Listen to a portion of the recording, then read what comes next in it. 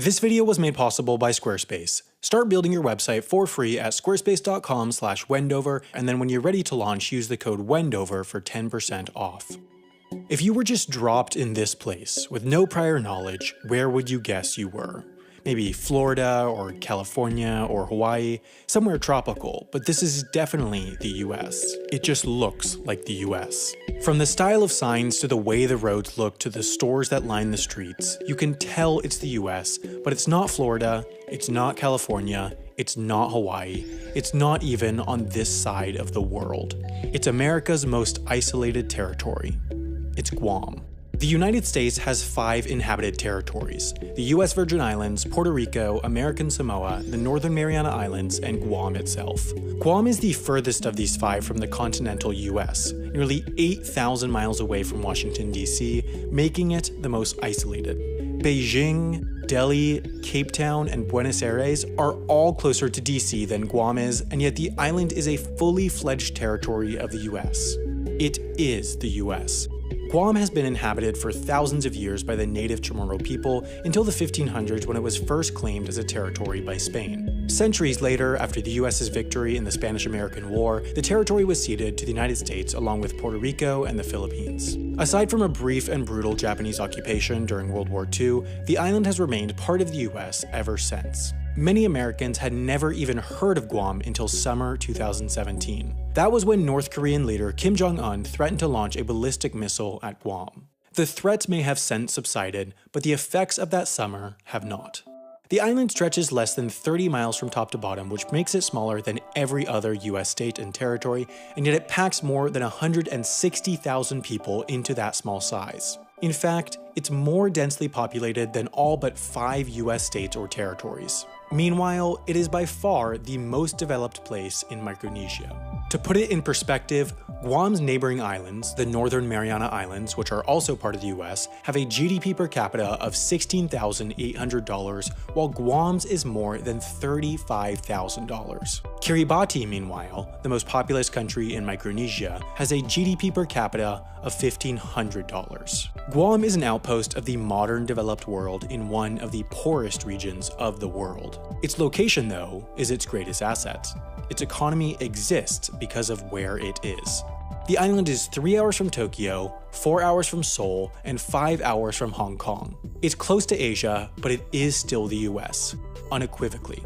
You see American license plates, American-style ambulances, they have US post offices, they use the US dollar, they have American stores, American hotels, US national parks, US airlines. There is no compromise on the Americanness of Guam because it is the US. They fly the US flag, and for tourists, this is a draw. Instead of flying 7 hours to Hawaii or 10 hours to California, Japanese tourists can and do just fly 3 hours to Guam in order to visit the US. The malls, which look identical to any in Virginia or Kansas or anywhere else in the US, are hugely popular with Asian tourists as they can buy American goods for a fraction of what they would cost in Asia. About 1.5 million people visit the island of 160,000 each year, but what's not good for tourism is missile threats. Last summer when they were playing whose missile's bigger, we were the ones that suffered. You know, our tourism took a huge nosedive that month of August. We never saw so many news agencies come into Guam and from countries that didn't even realize we existed, because all of a sudden Kim Jong-un was threatening the American territory in the Pacific. This is Benjamin Cruz, Speaker of the Guam Legislature. As he said, the island's economy suffered immensely from the North Korean missile threat. Many visitors of Guam come as part of school groups or corporate retreats, and these groups in particular almost universally canceled their trips. We lost, almost our entire, all of Japan stopped coming. Everybody was afraid to come. The only ones that were coming were the news media. Fortunately, the effects were partially mitigated by an increase in visitors from South Korea who were less worried about missile threats since it's a reality they live with every day back home, but for an island so centered around tourism, being dragged into politics is never good.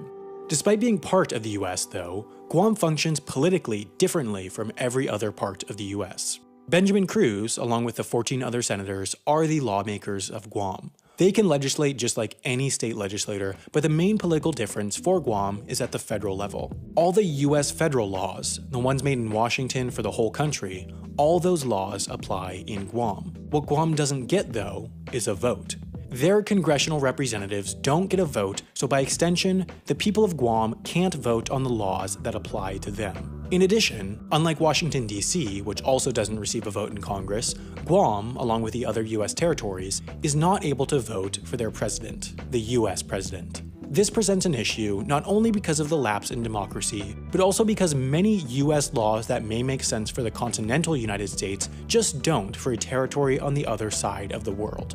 We'd like to be able to invite people to the island and industries and not have to worry about whether or not the SEC would approve it or the FCC would approve it.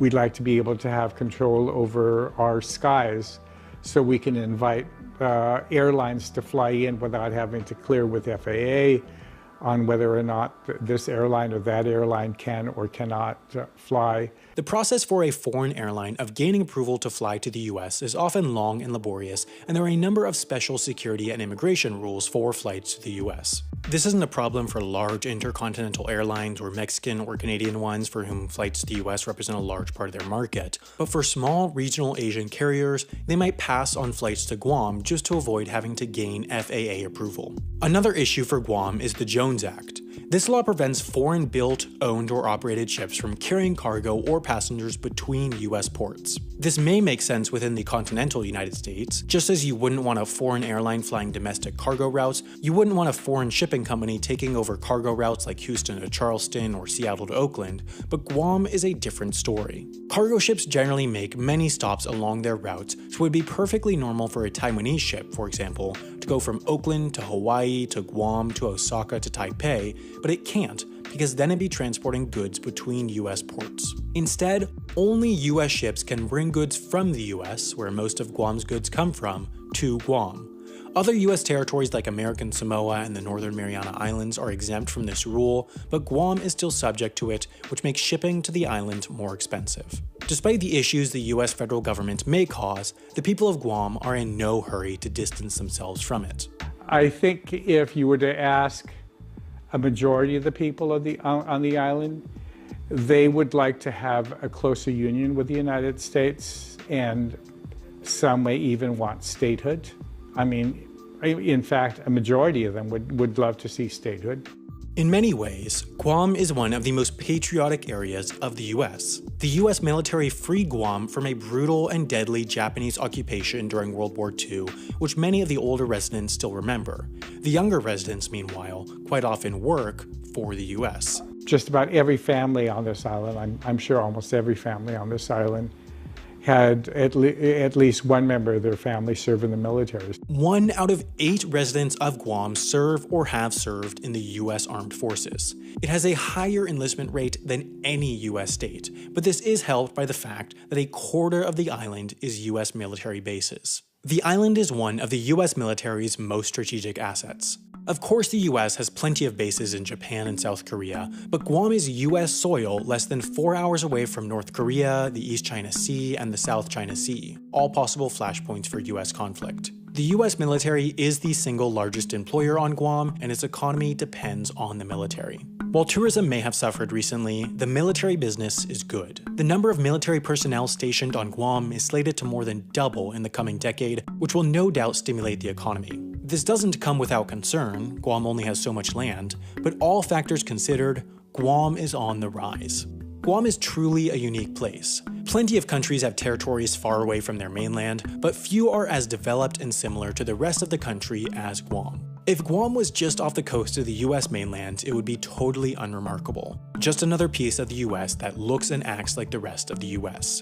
But it's not. It's on the other side of the world. Guam is a relic of colonialism that today is a thriving, developed place. It may not get treated like the US, even by its own government, but in all other ways, Guam is the United States.